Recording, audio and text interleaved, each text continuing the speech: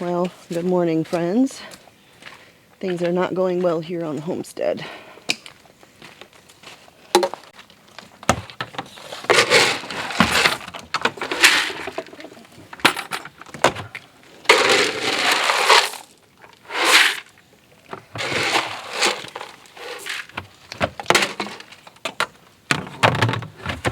What are you doing?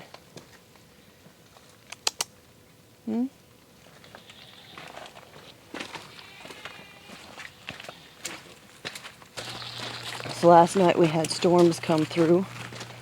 Pretty significant storms.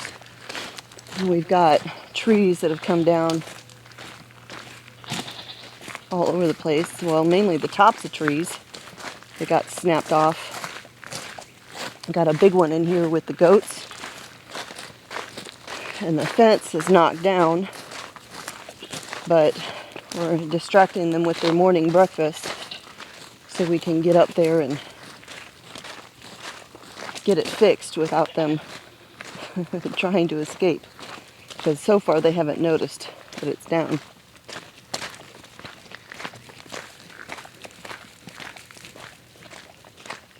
Well, actually it looks like this was the only spot.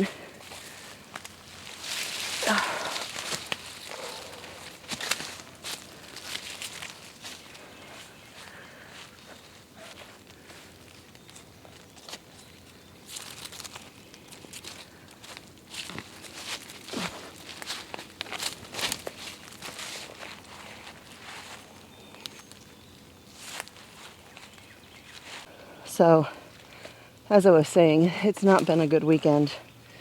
I didn't get hardly any sleep all weekend, really, which you can probably tell by my very tired face. Friday, I was doing my Shabbat prep work, having a relatively peaceful day, doing some cooking, tidying the house, and all of that stuff. And I was getting ready to shut down my computer, and I saw I had a message from someone who lives in the vicinity looking for help. They had made a terrible discovery in the woods. Y'all, this was not part of the plan for today. We were reached out to by one of our neighbors about a terrible discovery in the woods. And we are gonna go see if we can help. I hope we don't regret this. Oh boy. So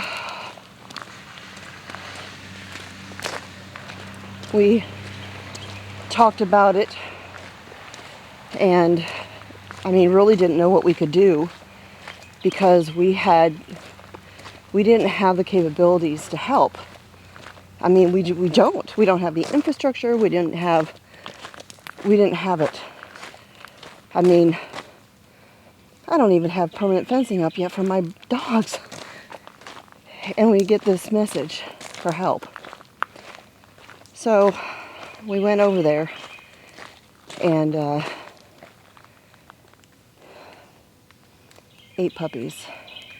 Oh, hello. Oh, my goodness gracious. Oh, babies. Oh. Hey, Oh, you. where did you guys come from? So where were they at? I live at the end, and when I come home, I see them down at the pasture by the creek. Well, dogs come, people drop out dogs. Yeah. No, babies. Oh my goodness. No. No. Yes, hi, honeys. Alright, so we did a livestock trick, and we put a spot of paint on their backs to figure out boys and girls. It'll wear off. It won't be permanent. Won't hurt them. Yeah. So there's 6 boys and 2 girls. So sweet. So sweet. Yeah.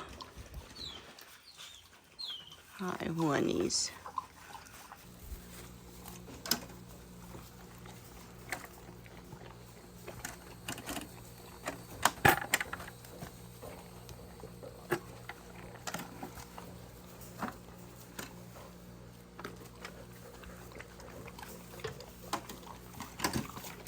Sweet little girl. Yeah.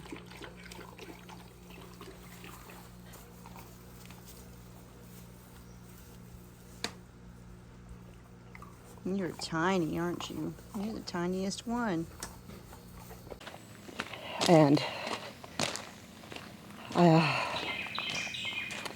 so we threw together a makeshift pen with some cattle panels and some fencing scraps to temporarily hold them. And I have spent the entire weekend making phone calls, sending emails, direct messaging, every rescue and shelter I can find. Every one. Transport groups. I've joined, I don't even know how many Facebook groups trying to get help for these puppies. And so far I haven't found any. And it makes me angry. I'm not angry that the rescue groups can't take them. I'm angry that people do things like this. Those of you who are new here may not know that for several years I did volunteer work at the county kill animal shelter, helping animals get adopted and rescued. I did it for years, and I mean that's why I have so many pets. Most of them came from that shelter, but I can't save them all. I wish I could. I can't save them all. I'm trying. You know, the neighbor had reached out to us because when he found the puppies, he started calling everybody and anybody to try and figure out where these puppies came from and to get help. And someone suggested the new people might take them because they take in animals.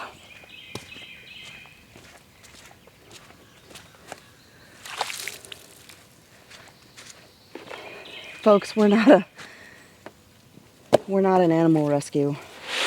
I mean, yeah, we have one more cat than we used to have. But the only reason we have that cat is because we couldn't find anybody to take him. And he wasn't leaving. And if I'm sounding really discouraged this morning, it's because I am. I'm coming to terms with the fact that I might not be able to save him. We live in the country and stuff like this happens. People are irresponsible. They let their dogs breed.